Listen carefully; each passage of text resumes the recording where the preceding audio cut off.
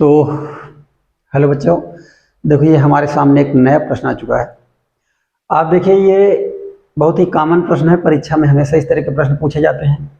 भुजा ए वाले वर्ग के चारों कोनों ए बी सी डी पर आवेश क्यों रखा गया है?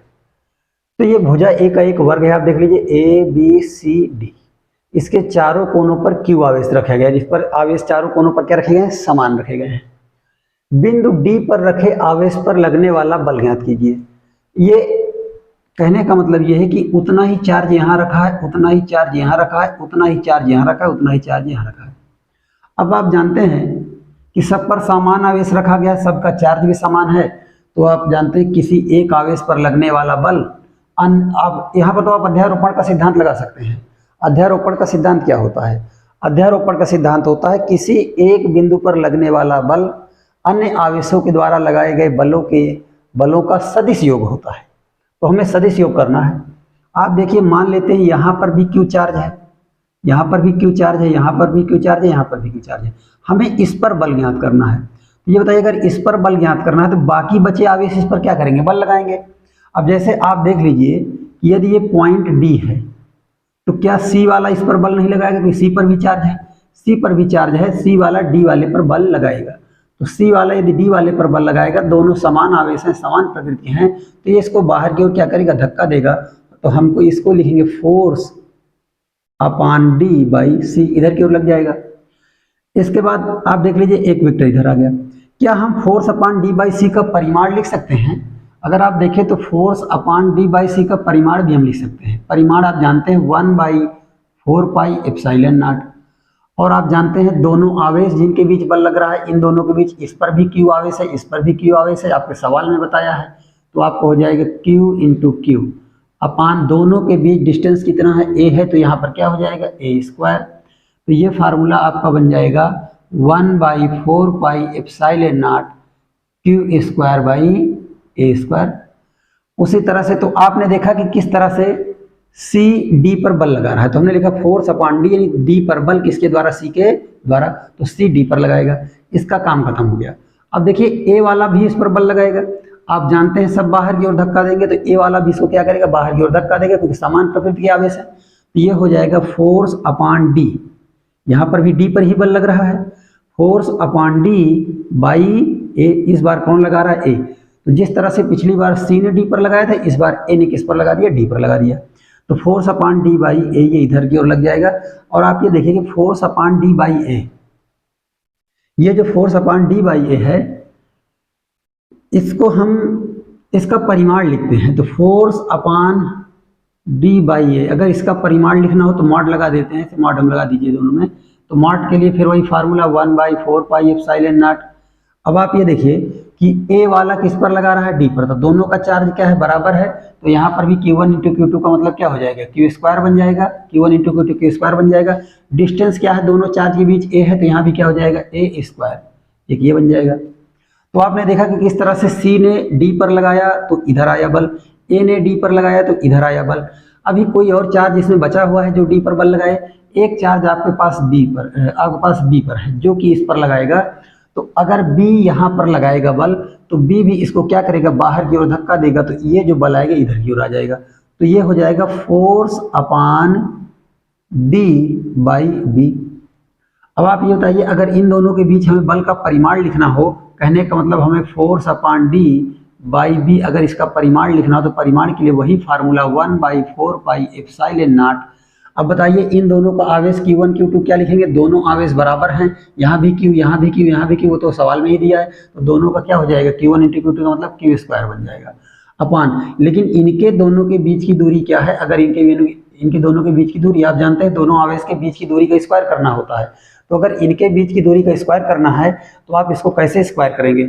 इसके लिए आप ये देखिए कि अगर आपको पाइथागोरस की प्रमेय याद हो तो यहाँ 90 डिग्री बनेगा। तो ये वाला आ जाएगा a√2। आप जानते हैं कर्ण स्क्वायर बराबर आधार स्क्वायर प्लस लंबी स्क्वायर। अगर आप इस तरीके से लगाएंगे तो ये डिस्टेंस आ जाएगी a√2। तो यहाँ हो जाएगा a√2 का स्क्वायर। तो ये a√2 का होल स्क्वायर बन जाएगा। तो ये बनेगा 1/4 पाई एप्सिलॉन नॉट, और ये बन जाएगा आपका क्यू स्क्वायर बाई 2√, तो यहाँ हो जाएगा a का स्क्वायर हो जाएगा और और यहाँ इंटू हो जाएगा 2, √2 का बन जाएगा 2, तो 2a² वो बन जाएगा। अब यहाँ देख लीजिए हमने तीनों बलों का परिमाण लिख लिया है, लेकिन हमें थोड़ा सा क्या है कि बल सदिश राशि होती है, तो हमें थोड़ा सा यहाँ पर सदिश की तरह देखना पड़ेगा, हमें वेक्टर की तरह जो है देखना पड़ेगा। अब वेक्टर की तरह देखने के लिए आप ये देख लीजिए, आप ये जानते हैं कि देखिए एक बल इधर लग रहा है, एक बल इधर लग रहा है और एक बल इधर लग रहा है। अगर हम इस वाले बल को देखें, इस वाले बल को देखें, तो इन दोनों का परिणामी भी तो बीचों बीच ही आएगा। तो एक तरह से कहीं ना कहीं अगर आप ध्यान से देखें तो चाहे ये वाला बल हो, ये वाला बल हो, ये वाला बल हो, तीनों का परिणामी बीचों बीच आएगा, क्योंकि एक तो बीच में जो लग रहा है वो तो लग ही रहा है, उसका तो पूरा का पूरा परिमाण बीच में लग ही रहा है। लेकिन इधर वाला बल और इधर वाला बल, इन दोनों का परिणामी भी कहाँ आएगा? बीच में आएगा। तो कहने का मतलब परिणामी बल कहाँ आएगा? बीचों बीच चला आएगा परिणामी बल। और यदि परिणामी बल बीचों बीच आएगा तो आप देख लीजिए फोर्स अपॉन d/c, ये वाला जो वेक्टर है ये परिणामी बल के साथ कितने का कोण बना रहा है? 45 का बनाएगा। तो यदि हम इसको दो भाग में तोड़ें, यदि हम इसको इस सदिश को दो अदिश घटकों में तोड़ सकें, तो आप ये देखेंगे कि इसके दो अदिश घटक होंगे। एक जिधर से थीटा बना रहा है इसी दिशा में हो जाएगा force upon d/c cos 45 degree, और इसके जस्ट परपेंडिकुलर एक इधर चला जाएगा force upon d/c sign 45 degree, ये चला जाएगा। आप देख लीजिए हमने इस बल को दो दिशा में तोड़ दिया, एक तो परिणामी की दिशा में, क्योंकि परिणामी की दिशा से 45 का कोण बना रहा है, जिधर से कोण बनाएगा उधर cos थीटा जाता है और उसके जस्ट परपेंडिकुलर क्या जाता है? Sine theta. अब देखिए इसी तरह से फोर्स अपॉन d/a है, ये वाला वेक्टर है, ये वाला जो वेक्टर है ये भी इसके साथ कितना कोण बना रहा है? 45 का, परिणामी के साथ।